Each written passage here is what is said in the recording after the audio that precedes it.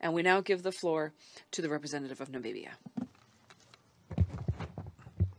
Mr. President, I congratulate you on the assumption of the Dominican Republic to the presidency of the Security Council for the month of January 2019.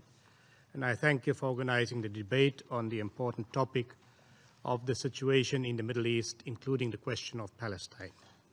I would also like to thank Special Coordinator Nikolai Mladenov for his comprehensive and detailed briefing. Mr. President, as we enter the year 2019, I wish to remind us that we are now into the 71st year of this long drawn-out process and the denial of the right to self-determination of the people of Palestine.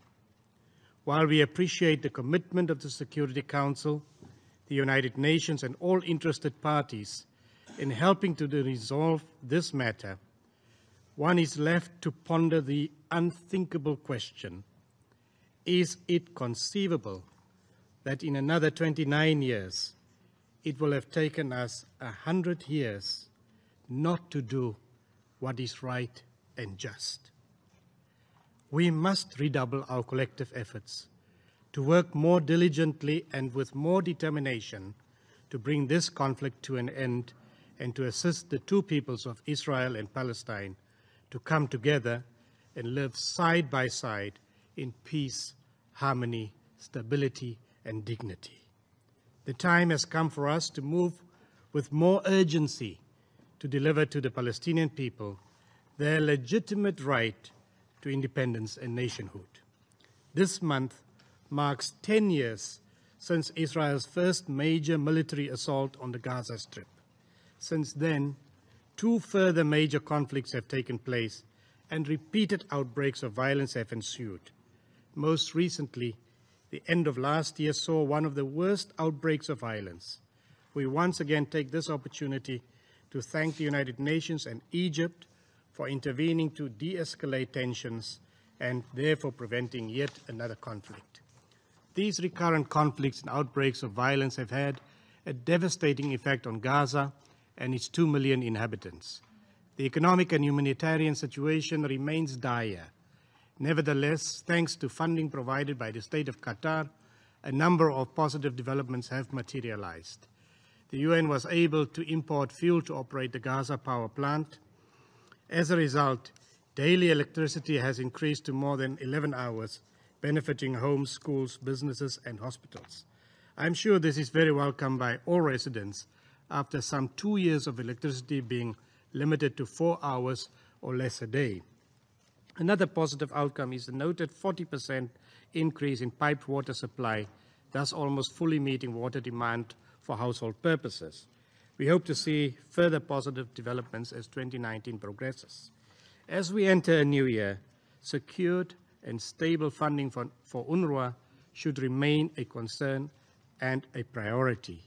We call on the international community to continue availing required resources to sustain the important services provided by UNRWA for the year ahead of us.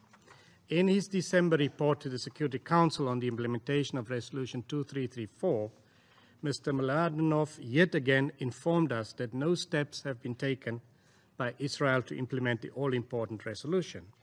Settlement activity continued. During the reporting period, plans for some 2,200 continued unabated. These actions are illegal under international law and represent an impediment to peace and the two-state solution. Namibia reiterates its firm support for the General Assembly resolution on the status of Jerusalem of 2017, which states categorically that Jerusalem is a final status issue to be resolved through negotiations in line with relevant United Nations resolutions. Mr. President, global support for Palestine was reaffirmed in December 2018 in the General Assembly with the successful adoption of a resolution entitled Comprehensive, Just and Lasting Peace in the Middle East. 1 week ago, in its handing over ceremony, the G77 and China firmly restated its support for Palestine as it became the chair of the group for the year 2019. We look forward to working closely with Palestine this year. To conclude, Namibia reiterates its calls on the Israeli government to cease its settlement expansion as well as the destruction of Palestinian homes and infrastructure. We further reiterate the call for Israel's complete and unconditional withdrawal from the occupied Palestinian territories, including East Jerusalem. We should harness reconciliation as a tool to overcome great societal barriers and work on mechanisms to address and heal the wounds which were caused to the Palestinian people many decades ago. Therefore, a return to the table of negotiations to ensure a two-state solution living side by side is the only solution.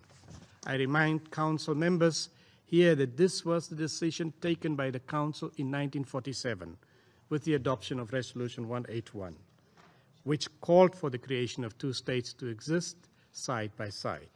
The Council has yet to fulfill the commitment made in this landmark resolution. This two-state solution must be based on the pre-1967 borders in accordance with international law and UN resolutions, and it is the only way to ensure peaceful relations between Israel and Palestine. I thank you.